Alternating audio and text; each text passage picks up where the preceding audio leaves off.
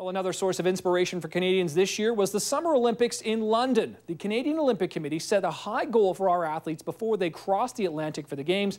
But at the end of the competition, we came away with 18 medals, 1 gold, 5 silver, and 12 bronze. That matched our total from Beijing.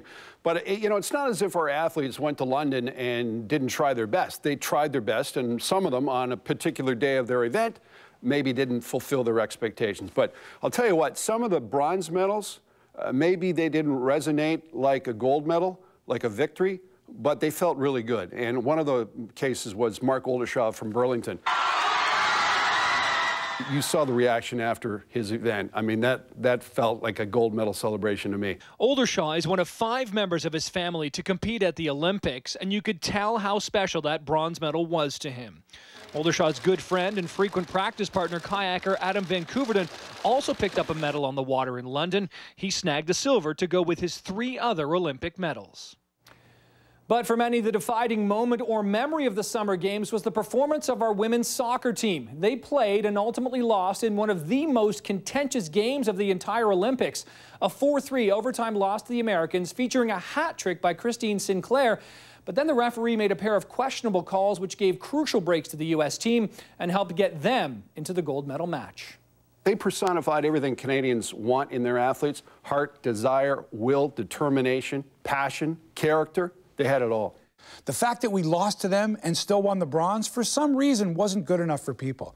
I'm great with it. Canada won a bronze medal in women's soccer, but we lost to the Americans. And the way we lost to the Americans will leave a bitter taste in our mouth until the next Olympics. After the loss, Sinclair made several critical comments about the ref, which resulted in a 4-game suspension after the games were over. But she was still our country's flag bearer at the closing ceremonies. I think she said what a nation wanted to hear, and that was, hey, what's going on here? Why are the Americans getting these breaks when it's pretty obvious that, the whole world could see that the Canadians got ripped off? And as soon as our athletes arrived back home, their fans, families, and supporters were at the airport to greet them. Gold medalist Rosie McLennan was welcomed home with hugs and a banner. Dozens of autographs were signed, and reporters and cameras were right there capturing the jubilant moments. Another Canadian athlete who came home with a fistful of medals is Summer Mortimer. The Paralympian swimmer grabbed 4 medals in the pool, including 2 golds. And once all of our athletes were back, a massive Olympic Heroes parade took place. Fans jammed the streets of downtown Toronto, waving flags and cheering as our athletes were driven through the streets.